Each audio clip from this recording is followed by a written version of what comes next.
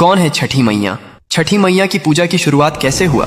जब सृष्टि की शुरुआत हुई तब ब्रह्मा जी ने अपने कमंडल से जल उंडेला और सृष्टि का निर्माण प्रारंभ किया, लेकिन सृष्टि अधूरी थी। पुरुषों के बिना स्त्री शक्ति का अभाव था। ब्रह्मा जी ने स्वयं को दो भागों में विभाजित कर लिया, एक पुरुष भाग जो सृष्टि का आधार बना और दूसरा स्त्री भाग जो प्रकृति देवी के रूप में प्रकट हुई। यह प्रकृति देवी ही सृष्टि की अधिष्ठात्री थीं, जिन्होंने स्वयं को 6 भागों में विभाजित कर लिया। इन 6 भागों को षड्मातृकाएं कहा जाता है, लेकिन छठी मैया का स्वरूप इनसे अलग और विशेष था। वे ब्रह्मा जी के मन से उत्पन्न हुई। मार्कंडेय पुराण में स्पष्ट उल्लेख है कि सृष्टि के छठे दिवस पर ब्रह्मा जी ने उन्हें जन्म दिया ताकि वे संतान की रक्षा का दायित्व संभालें। ब्रह्मा जी के मन से उत्पन्न हुई, इसलिए मानस पुत्री कहलाती हैं। ब्रह्म वैवर्त पुराण में बताया गया है, जहाँ छठी मैया को सूर्य देव की बहन बताया गया है। सूर्य देव ने अपनी बहनों की रक्षा के लिए छठी मैया को विशेष शक्ति प्रदान की। कथा के अनुसार जब सूर्य देव अपने रथ पर सवार होकर आकाश में विचरण कर रहे थे तो राक्षसों ने देवलोक के बच्चों को नुकसान पहुंचाना शुरू कर दिया। सूर्य देव ने अपनी छोटी बहन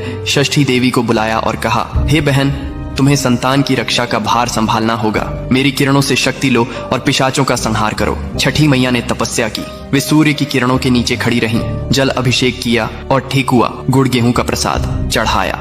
उनकी तपस्या से प्रसन्न होकर सूर्य देव ने उन्हें अमृता और रक्षा शक्ति का वरदान दिया। पिशाचों को हराकर बच्चों को बचाया। इस कथा से छठ पूजा में सूर्य और छठी मैया की संयुक्त पूजा की परंपरा चली। पुराणों में कहा गया है कि छठी मैया बिल्ली के रूप में भी प्रकट होती है, क्योंकि बिल्ली माँ की तरह बच्चों की रक्षा करती है, रात में जागती रहती है और खतरे से पिशाचों को हराकर बच्चों को बचाती है। इसीलिए उन्हें छठी मैया कहते हैं, जो छठे दिन जन्मी और छठे दिन